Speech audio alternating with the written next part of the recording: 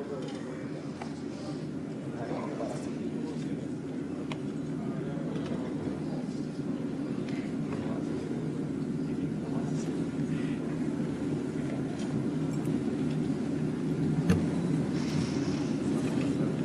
want to welcome everybody. Bienvenido. Thank you for coming and being a part of this very important initiative. It's a critical initiative. Obviously, we start with a strong focus on security, but there's so much more here. And as you've seen from so much more we can work together on. And as you've seen from the cabinet members that are here today, again, on behalf of the president, he is currently on his way to Dover Air Force Base to receive, sadly, the remains of the 6 Americans who lost their lives in the operation against Iranian terrorism. And so he apologizes for not being able to join us for this lunch, but he knew you would understand. But he's very excited about this initiative, and I'm personally very excited to be part of this with each of you today. It's a top priority for us. And while there are clearly a focus on the security of the hemisphere, as you can see from the representation in our cabinet, from trade to commerce to energy to treasury, and there is also a focus very strongly on the opportunities we have to work together economically. But you can't have economic progress without security. And as evidence of the president's strong commitment to this initiative, so that this is not just going to be something that we meet one time and have conversations and we meet once a year and put out a paper. We want it to be an issue of action. He has appointed Secretary Noem as the special envoy dedicated to this relationship. And you will see a lot of her. She'll be very involved with each of you at a personal level and on a daily and weekly and monthly level to ensure that what we talk about here today and the work we do together continues on, and we can build upon that. So I want to turn it over to our envoy, who will be doing this, and she'll be running our program. And again, thank you really, truly, for joining us in this, what I think is a very historic gathering of allies and friends, as I said in my comments earlier today. Secretary Noem. Well, thank you, Secretary Rubio. I appreciate all of you being here today and for making this a priority. First of all, I offer thanks to our president, who had the vision to bring all of you as world leaders here to have the conversation on not just protecting your countries, but also protecting your neighbors, and the shield of America is becoming a real vision. This is intended to be a group that works together to make sure that we're each defending our own sovereignty, we're each defending our own security and economic prosperity, but then also continuing to build on these relationships to ensure that we can do that in a way that's effective, defeating the enemies that we have amongst us in the cartel organizations, which our country has designated as foreign terrorist organizations. But then also by adding that security element, we have an opportunity then to have economic prosperity that blesses all of our people.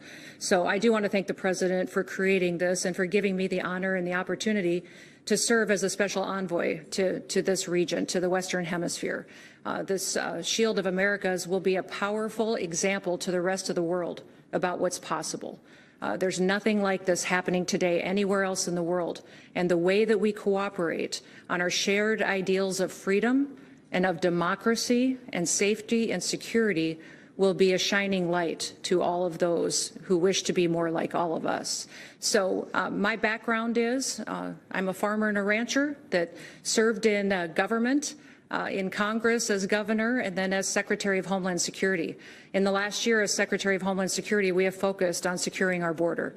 We have transformed our country from one that was being invaded by enemies, millions of them that were coming in unvetted, that we didn't know who was there and who wished to harm us. We've secured that border. We've focused on removing public safety threats, and over 3 million people have been deported or removed from our country in the last year. Secure borders has changed everything for our country.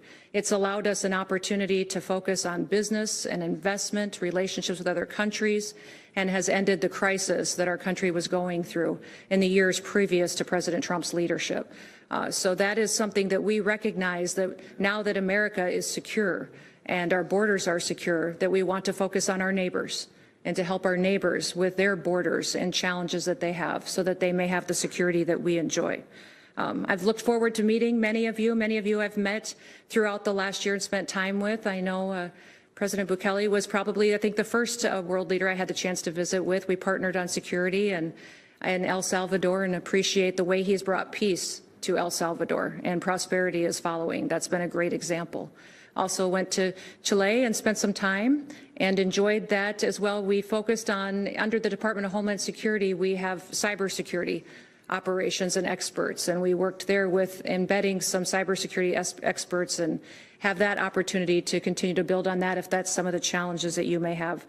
Spent some time in Argentina with President Milei as well, and appreciated his focus on economic prosperity and how we could work together on that.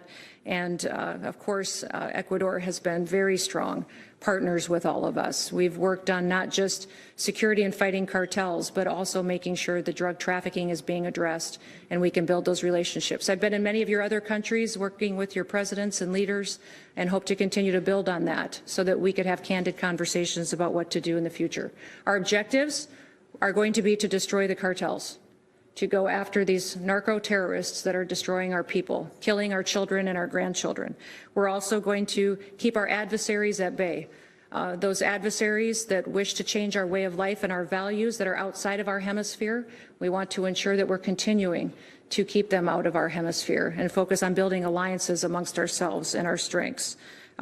We have worked and are proud of the Department of War with the conference that many of you just attended the last few days, and we'll continue to do that. We want our hemisphere to be safer, to be more sovereign, and to be more prosperous, and looking forward to working with you on all of that. The first objective will be not just on sovereignty, but also migration control, that we will work on economic prosperity. We'll have and reverse these harmful foreign influences that have come into many of our businesses, our technologies, and we've seen infiltrate different areas of our way of life. That will be my objective every day.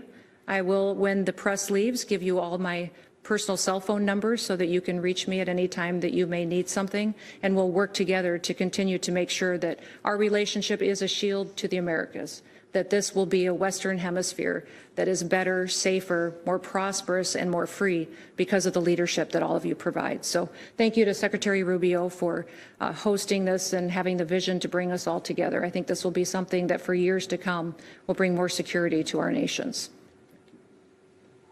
All right, well, thank you. We'll ask our friends and not friends to leave.